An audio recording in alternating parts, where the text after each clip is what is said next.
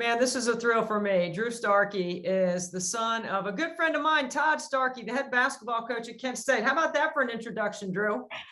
Drew, Watch him right here. There he is. hey, there he is. He's probably watching film as we're speaking. Hey, Drew, listen, this is so cool of you to do this with us. Actually, I should give you the proper introduction that you are an actor and you are a star of many things, but right now in Charleston filming The Outer Banks. And so your character is Rafe. All right. So a lot of people tuning in here on our live stream know all about The Outer Banks. Kind of tell us what's going on right now. Yeah, so we this is season 3 of the show that I'm on called Outer Banks. We film here in Charleston, South Carolina. So we've been here since off and on since 2019, and it's been an incredible experience. People have connected with the show in a lot of ways, and we've gotten a great opportunity to kind of come back and keep working on it. So yeah, we just started. We're about 2 months in. And yeah, we're gonna be shooting through the summer. So it's been an absolute blessing being on the show. It's been incredible. Well, it's incredible to know that we get your star power here with our fundraiser for Special Olympics. And you're wearing the shirt, man. It looks good. I had to rep it. Yeah, you gave me the shirt. We had breakfast this morning, and you gave me some shirts, and it fits so well. I just had to put it on. I love it. I'm so glad. I mean, that's what you'll be doing, I'm sure, when you're hitting those free throws. Yeah, I'm going to be trying to do that. Okay, let's break down your basketball career because I know you're a hoops junkie. All right. Okay, tell us a little bit about how much you love the game and why. The basketball was. I mean, I tell people. I mean, when I'm a coach's kid. I survived. I came out and I'm in one piece. But I think from as early as I can remember, me and my siblings have loved the game, and it was never really forced upon us. I think we all developed a love for basketball and a lot of athletics, individually. And that's all for most of my life. That's all I thought about. That's all I cared about. Early on, I think that was my first means of expressing myself, my first means of connecting with a group of people. It's the sport is so special to me, and I'm still a huge fan. I follow it today, but in many ways, there hasn't been much of a difference in terms of what I do with, as a career now and acting. It's the same. It's a lot of the same stuff. You're working with a group of people, and you have your leaders, and you're all working towards a goal, and you're only as strong as your weakest link. So a lot of the lessons I learned through playing basketball. I mean, every 10-year-old's dream is to make it to the NBA, and I think that's all I wanted to do when I was a kid. But I realized much later that what the game gave me was a certain outlook on life and a certain outlook on my coworkers and my friends and how I treat the people around me. And it's given me so much. It's continuing to give me a lot. So very much a basketball family. It was a big part of our lives. It still is. Yeah, I know you tune in when you can, when you're not, your schedule's not full, and get a chance to watch Kent State and your dad's team play. We're at breakfast this morning. We were talking about Duke, Carolina, a lot of things. I mean, you're up on the game, man. You're studying. You are paying attention.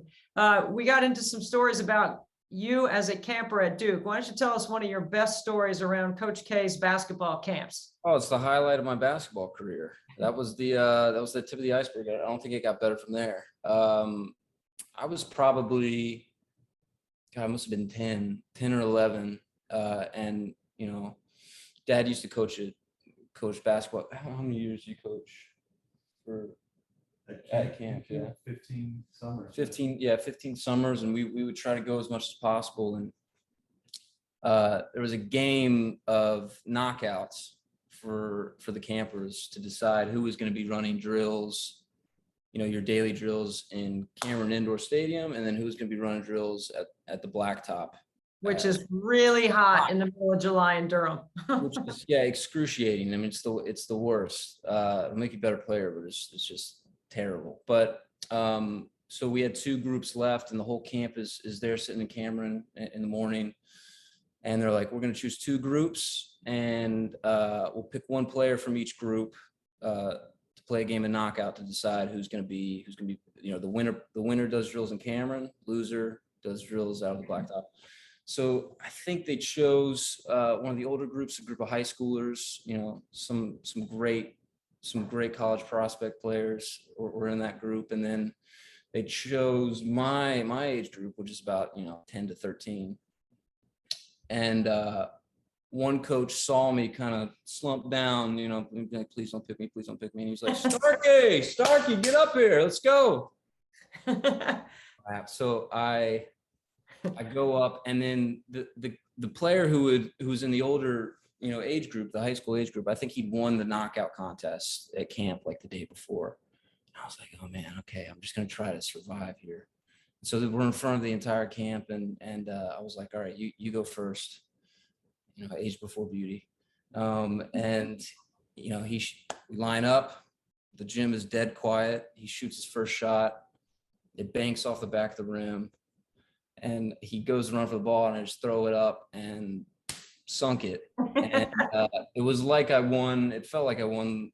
Felt like I won the NBA Finals. I mean, it was like the whole camp came running up to me, hoisted me up. I'm 11 years old. Everybody's screaming my name, chanting. So we got to do drills in Cameron that day, and I was a That is cool. That is cool. celebrity for a day. So it was a great experience. Nothing but the bottom of the net, man. That's all I'm thinking about right now. It was all downhill from there. It was really all downhill from there for sure. Okay, so somebody like me, I mean, I'm on TV, you're on TV, but we do 2 totally opposite things, right? I mean, I'm doing live sport, unscripted, whatever comes out of my mouth, hopefully is the right thing. And then you're just doing something totally different, and your star power is incredible, man. I mean, it's just unbelievable, right? I mean, it's so cool, like where you've come from, because I know your dad, so I know you grew up, I know where your foundation is. And then to see you stay so grounded around your celebrity. Well, I mean, I think it's easy to, when you work with really great people, the group of people that we get to work with on the show, they're incredible. And a lot of people from North Carolina and South Carolina, from the area where we film. So I think everybody's just grateful to have a job and to be working and to be doing what we love. And we all keep each other really humble. He keeps me the most humble too. He doesn't make me forget. But yeah, it's amazing. It's very much a marathon. We're working, each season takes about 6 months to shoot. So, it's very much like the season, it's like a season of, I mean, really any sports team, you have a preseason and prep, and you gotta stick through, and you gotta stay consistent. So everybody's just focused on the work, and there's a lot of distractions obviously, but we're really just focused on telling a good story and staying friends. Everybody's enjoying it. We're all having a blast. Okay, so your character is almost 180 to 360, 180 degrees different from who you are as a person, right? How's that go? Yeah, those are the fun. I don't want to play myself on screen. That's a boring. I get bored of myself in everyday life. So it's nice to kind of step out of myself every now and then, and play something completely opposite. I think about I saw an interview with Kobe Bryant not too long ago about like the mentality that he had, and he was the Mamba mentality. The Mamba mentality, but that playoff mentality. Mm-hmm. And he said, you almost have to play a character. You almost have to go in and pretend that you're someone else. I think he listened to the Michael Myers soundtrack before he would go out for games, to take on the role of the villain, which is kind of my role in the show, which is nice, but it's an addictive feeling, it's once you tap into that and you get a certain mindset and you can focus on, one thing for the day, every shooting day is like a game, and it's like I get to focus you know, for those couple hours, and then I'm out. I get to be myself again. But yeah, it's a blast. I like playing people that are much different from me. And Rafe Cameron is, yeah, probably as opposite as as he can be from me, for sure.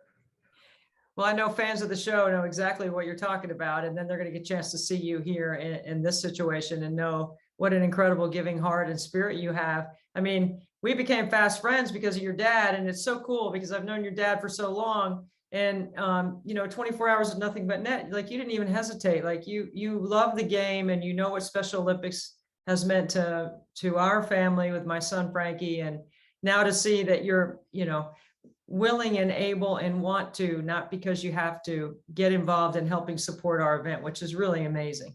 Of course. I mean, I know what the game of basketball, I mean, athletics in general, I know what that gave me as a kid. It gave me a lot of confidence. You know, sitting there conquering your fears every day, little fears, kind of step by step, was a huge thing, especially when you're younger.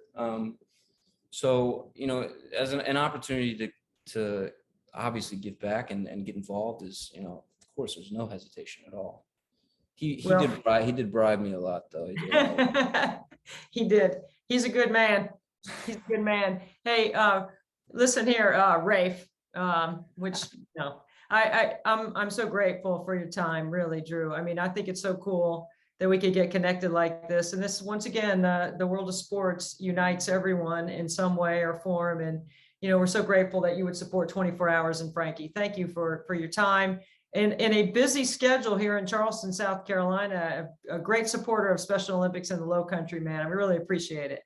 Absolutely. No, grateful for you, Debbie. Thank you for even, you know, considering bringing me in. It means a lot to me, really. I can't decide if I'm going to see you next on the court or on the golf course, but I'm going to see you again soon. I think I'll have I think you'll have a better chance of both. That's for sure. I think you'll whip me at both. Oh no, I'm going to hook you up at both so we can go play. That's what I want. Perfect. Yeah, we'll do it. And I can't thank you enough, really, Drew. Thank you so much for helping us. Thank you, Debbie, of course.